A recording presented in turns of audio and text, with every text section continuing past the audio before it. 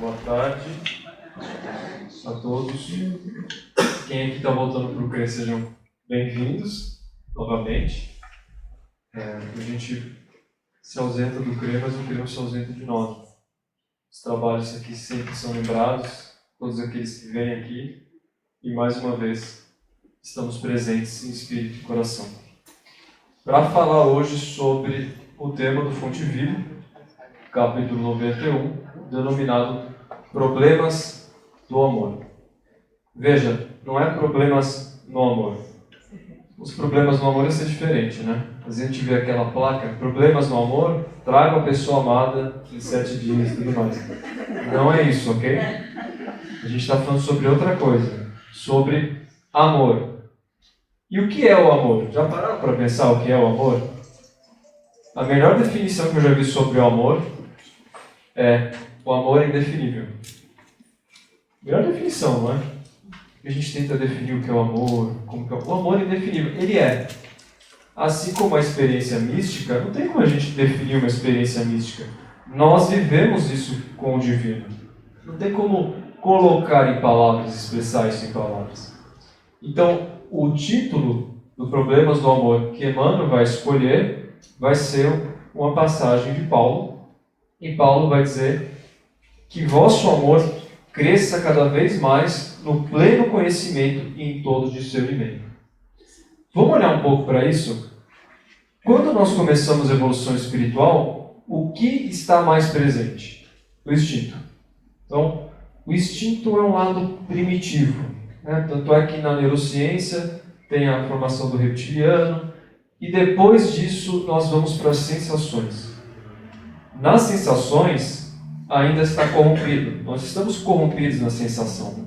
Quando nós precisamos daquela sensação, ainda existe um apego à materialidade. E depois das sensações vem o quê? Sentimento. Quando nós estamos na esfera do sentimento, o espírito vai se sutilizando. A matéria vai se sutilizando e o sentimento por excelência é o amor. Na escala espírita, Kardec vai explicar isso. Ele vai falar que existem 3 ordens de espíritos. Nós temos a terceira ordem, espíritos imperfeitos, que ainda tem apego à questão da matéria. Segunda ordem, espíritos bons, que já conseguiram o predomínio da matéria, do espírito sobre a matéria. E na primeira ordem, espíritos puros, chegando, portanto, à escala maior. E qual escala será que nós estamos? Então a gente sabe que tem muito ainda o que percorrer. Uma coisa que é verídica, a forma da evolução se dá através de 2 asas, que são o discernimento moral, com toda a parte do aprimoramento moral, e o intelectual. Não adianta a gente só evoluir na intelectualidade. É a intelectualidade junto com a moralidade. Por isso que ele vai colocar aqui que o vosso amor cresça cada vez mais no pleno conhecimento e em todo discernimento. Mas veja, não é o amor vulgar, muitas vezes a gente fala da boca para fora. Lázaro, no Evangelho segundo o Espiritismo, vai colocar como se fosse um sol interno que vai despertar as nossas potências. É esse o amor. É o amor que vai nos elevar. É um outro tipo de amor. Percebe? Por isso que vai ser falado que o amor é uma força divina do universo. Acompanhe o seguinte raciocínio comigo. Nós não falamos que Deus é soberanamente bom e justo, e que Ele é onipresente, e que Ele é onisciente?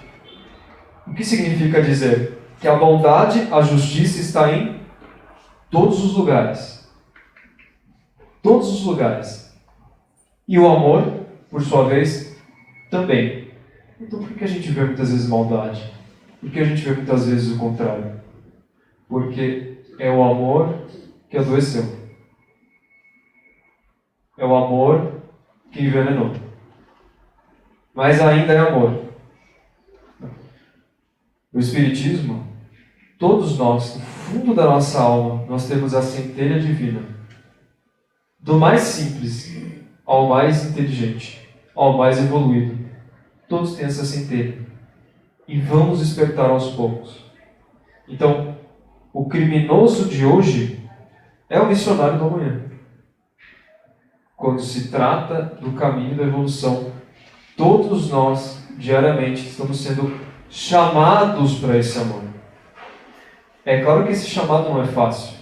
É claro que esse chamado, ele traz uma série de complicações. Afinal, o que seria a vida sem os desafios, sem as vicissitudes? O que seria as virtudes se a gente não fosse provado? Por isso que o grande poeta, Khalil Gibran, o poeta do Líbano, escreveu o Profeta, vai falar sobre amor. E ele vai dizer: quando o amor vos chamar, segui-o, ainda que, quando os abraçar, as plumagens ocultas escondam um punhal. Porque o amor, ao mesmo tempo que vos coroa, vos crucifica. Ao mesmo tempo que contribui para a vossa poda, contribui para o vosso crescimento. E é esse que é o caminho da alma, e cada vez mais evolui. Se nós formos ter referência do que é amor, qual é a referência máxima de amor que nós podemos ter? Jesus sofreu? O que quer dizer isso? Existem estágios diferentes do amor. Tem o amor que é o amor eros, que é o amor da poesia, o amor dito erótico, mas não no sentido que se dá hoje. É um amor mais sensorial, mas é um amor que nos liga, que nos conecta. Porque o amor tem a ver com relações. Como que a gente pode admitir o amor sem a presença do outro? Temos o amor filia, que é o amor das amizades, dos contextos sociais, familiares. E temos o amor ágape. O único amor que é incondicional é o amor ágape. Por isso que quando Cristo fala, amai-vos uns aos outros, como eu vos amei, o que ele quer dizer? Para você aprender o que é o amor, entenda o que significa o amor incondicional. E tem uma tradução da palavra amor na Bíblia, que os espíritas utilizam, que é caridade. Qual é a tradução do amor ágape? Caridade. Quando a gente vê Coríntios, que fala, ainda que eu soubesse a língua dos anjos, dos homens, sem amor eu nada seria, que Renato Russo depois vai imortalizar isso em uma das suas letras, ele quer dizer o quê? A caridade. Porque a caridade é o perdão, é a indulgência, é a benevolência para com todos. E tem uma passagem curiosa, que teve um banqueiro, um homem muito rico, que foi visitar a Madre Teresa de Calcutá.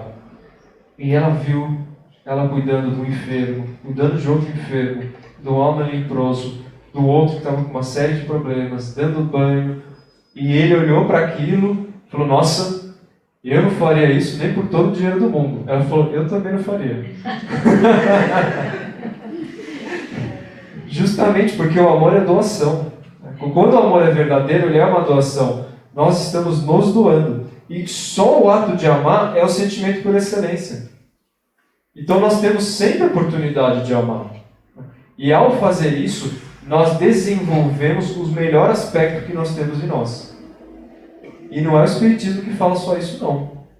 Richard Davidson, que é um neurocientista muito famoso, que faz trabalhos também com o Dalai Lama, com uma série de outros nomes conhecidos na filosofia, nas religiões e ciências, ele chegou à conclusão que a base de um cérebro saudável, sabe qual é? A bondade. Por isso que você vê pessoas que vivem reclamando, resmungando, ranzinzas, né? Toda aquela questão, elas adoecem assim. Acontecem coisas na vida que falam, isso acontece comigo, etc. Enquanto pessoas que fazem o bem, elas geralmente estão com um semblante mais elevado, né? Têm uma imunidade diferente, olham para a vida de maneira diferente. Por quê? Porque elas estão no centro da vida delas. E aqui tem uma particularidade. Para que eu possa me conectar com amor com o outro, eu preciso fazer isso comigo. Isso é uma particularidade forte. E muitas vezes nós projetamos o amor que nós recebemos muito dos nossos pais e muito dos exemplos que nós tivemos. Então, o amor que eu entrego tem muito a ver com as crenças que eu recebi. E nós podemos escolher as crenças que nós acreditamos. Por isso que o Cristo vai falar: amar o próximo como a ti mesmo. E a gente não fala isso, só fala de amar o próximo, mas se você não entende o todo, é difícil entender o que é o amar o próximo. Como que eu vou conseguir amar o próximo se eu não estou bem? Se eu não estou reativo? Se eu não estou num dia legal? É difícil, não é? Como que eu vou conseguir ter empatia pelo outro se eu não estou tendo empatia comigo? Não é fácil. Por isso, amar o próximo como a ti mesmo. À medida que nós amarmos a nós mesmos, no sentido de ter indulgência, de ter esse perdão, de ter essa caridade e de olhar de forma diferente, a gente vai entender o que é amor. Portanto, o Emmanuel vai dizer aqui, dentre várias coisas que eu vou ler aqui, porque senão não vou ser fiel às palavras, o que acontece quando o amor é envenenado. Ele vai dizer aqui: quando alguém se devota para os cofres perecíveis, a energia no coração dele denomina-se avareza. Olha essa particularidade aqui. A energia no coração. O Evangelho diz: aonde estiver o seu tesouro, aí estará o seu coração. Os egípcios, no julgamento de Osíris, coloca de um lado, Anubis coloca a pena de Maat, da justiça, e do outro, o coração, que é o Ibi, que é o coração metafísico. O coração, para os antigos, representa o quê? A sede da consciência. Vocês acham que Deus olha o que nós temos nos nossos cofres, as nossas conquistas, ou Ele olha o nosso coração? Por isso que quando aquele jovem falou que queria segui-lo, ele falou: tudo bem, né? Negue-te a ti mesmo, tome minha cruz e me siga, e desfaça de todos os teus bens. Ele falou: opa, isso não estava no contrato, né? Eu, veja bem, eu acho que eu pode ser daqui próximo ano, porque eu tenho aquelas coisas para resolver. Porque ele estava querendo ver o que estava lá no íntimo, lá no fundo do coração dele. E o que importa no plano espiritual não é o que a gente fala, é o que está no nosso coração. E aqui é um aspecto importante, porque quantos pensamentos automáticos e inconscientes estão moldando a nossa realidade sem que nós tenhamos consciência. E é isso que está virando a nossa realidade. E é isso que está acontecendo. Porque até as emoções, elas são frutos não só do consciente, do inconsciente também. E quanto mais consciência nós temos, maior nossa capacidade de transformação moral. Por isso que qual que é o meio de desenvolver o amor? Resposta: vigiar. É preciso vigiar. Sabe por quê? O amor não acontece espontaneamente. O amor não acontece de repente, o amor brota. O amor é uma escolha. Assim como o perdão é uma escolha. O que é mais fácil? Ficar com ódio, com raiva, cruzar os braços ou perdoar? É muito mais fácil cruzar os braços. Porque o perdão é um ato de ânima, de alma. O amor também. Então, vigiar para não cair em tentação. Tentação a gente pode traduzir como gratificações instantâneas. Principalmente imagens que nos desviam da nossa essência. Desviam da nossa essência. Epiteto, que foi um filósofo estoico, contemporâneo de Jesus, dizia para nós termos cuidados com as imagens mentais que escolhemos. Porque se nós não tivermos esses cuidados, outras pessoas podem escolher as imagens e pode ser que o caminho seja o melhor. Isso estou falando há 2000 anos. Imagina se ele estivesse vivo hoje. A quantidade de informação que a gente recebe, imagens. Imagine vocês, cada vídeo que a gente vê, cada imagem, ela starta no nosso corpo toda uma questão neuroquímica e que isso vai trazer uma série de questões talvez prejudiciais. Então aqui é tentação, vigilância. Vigilância. Por isso, quando a gente vê, por exemplo, o que Emmanuel vai dizer aqui sobre egoísmo, ele vai dizer que essa força, quando a pessoa se atormenta, julgando-se o centro da vida. Então a força fica também prejudicada. Que força é essa? O amor. Percebe que a gente está falando da mesma substância que é o amor? O que acontece quando você começa a ter desrespeito pelo outro, que as coisas só para você? Inveja. O amor se torna inveja.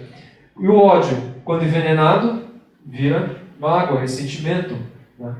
E tudo isso, ele vai dizer, são questões que a gente pode ter um antídoto. Então, o ciúme é quando o coração fica espezinhado, cheio de espinhos. Né?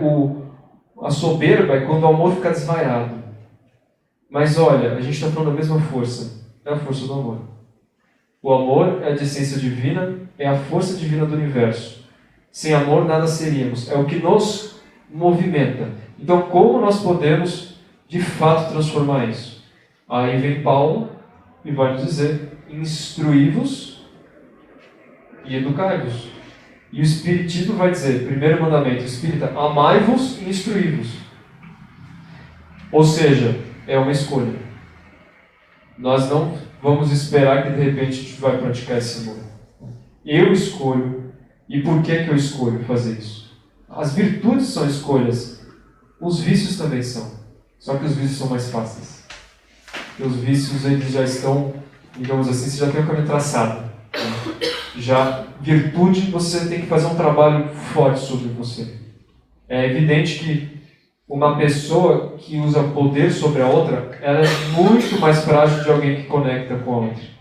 Por isso que Jung vai falar, qual que é o contrário do amor? Muitos falam ódio, né? Muitos falam ódio. O contrário do amor é o poder. Porque se você está numa relação, seja amigo, amorosa, a pessoa tem poder sobre você, não tem amor. Por isso que a ideia é ressignificar o amor sobre com amor com. Se eu quer ter poder sobre o outro, não existe amor. Se você quer ter poder com o outro, existe. E o amor, ele multiplica, ele não fraciona. Sabe? É um processo contínuo de transformação. Então, a ideia é que nós tenhamos esse cuidado e entendamos que o que a gente faz para o outro, a gente está fazendo conosco. Por isso que saúde, um cérebro saudável, tem a ver com a forma que nós estamos envolvendo essas virtudes. A caridade, ela nos coloca como verdadeiros seres humanos, mas a humanidade que eu vejo em mim, eu vejo no outro. Então tudo começa com a forma que eu estou me olhando. Isso é um reflexo do que está acontecendo. Quando a gente vê, por exemplo, Albert Sabin que foi o pai da vacina contra a poliomielite. Ele tinha tudo para poder patentear a vacina, ganhar bilhões. Um dos homens mais ricos hoje em dia. Mas Sabin falou, não, eu não vou fazer isso. Porque se eu fizer isso, eu sei que a minha vacina não vai chegar na África, nas crianças subnutridas, nas pessoas que precisam. Esse é o meu presente para a humanidade. Ele não patenteou a vacina. E graças ao Albert Sabin, nós conseguimos combater esse mal. O que um espírito desses, quando chegar do outro lado, vai receber de verdadeiro valor? Ele entendeu que as questões não estão nos cofres perecíveis, mas sim nos tesouros da alma. É isso que nós levamos. Porque aonde estiver o seu tesouro, aí estará o seu coração. O plano espiritual não olha o que nós temos, olha o nosso coração. Ele olha a intenção. Você pode até fazer uma coisa grandiosa, mas ele vai ver a intenção por detrás disso. E se a sua intenção for querer louro sobre você mesmo? Não é a caridade é desinteressada. Né? Então, exemplos como esses nos fazem acreditar que esse olhar da humanidade muda o mundo. Muda as pessoas. Quando nós vemos, por exemplo, Os Miseráveis, de Victor Hugo, aquela parte que é fantástica, que Jean Valjean, né, que injustamente foi preso e fica muito revoltado, ele quase se desumaniza. Olha que interessante, como ele pede a humanidade, que ele está lá fazendo um trabalho forçado, e foi algo injusto, e ele consegue escapar da prisão. O inspetor Javert, que é um homem dito da lei, aquela coisa da moralidade muito estrita, né, que o Paulo vai falar que a letra mata, mas o Espírito vivifica, ele fica ali resoluto em encontrar o prisioneiro e o número prisioneiro. Ou seja, não era um ser humano, tinha um número prisioneiro. E Jean Valjean vai se abrigar no local onde tem um monge, né, um abade, e passar a noite lá. Um homem muito bom. E quando ele está para sair, vem lá o inspetor, acha que ele é o prisioneiro, e vê que ele está com um castiçal na mão de prata. Fala, este homem é um ladrão, ele precisa ser preso. Aí o abade olha para ele no fundo dos olhos e fala, meu filho, eu acho que você não entendeu muito bem, eu falei para você levar os dois castiçais. E ele diz que aquilo rehumanizou ele. E depois disso ele virou um homem muito bom e se tornou uma pessoa que fez muito bem. Então, esses olhares que nós temos para o outro reumaniza e cria uma humanidade melhor. Por isso que o amor é a força mais importante que tem. A questão é, como está o nosso olhar? Como está o nosso olhar? Porque Jesus fala, se o seu olho é a lucerna do corpo, seu olho é a lucerna do corpo. Se seu olho for luz, seu corpo será luz. Como que está? É importante que nós possamos olhar para essa humanidade. Então, queria só terminar aqui com uma passagem belíssima do Espírito Lázaro, que está no Evangelho segundo o Espiritismo, quando ele fala sobre a lei do amor. Feliz aquele que ama, porque não conhece as angústias da alma, nem as do corpo. Seus pés são leves, e ele vive como transportado fora de si mesmo. O espírito deve ser cultivado como um campo. Toda a riqueza futura depende do trabalho atual.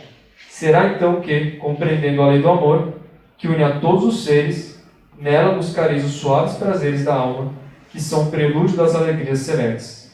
Portanto, ame o próximo como a ti mesmo. Que assim seja. Graças a Deus.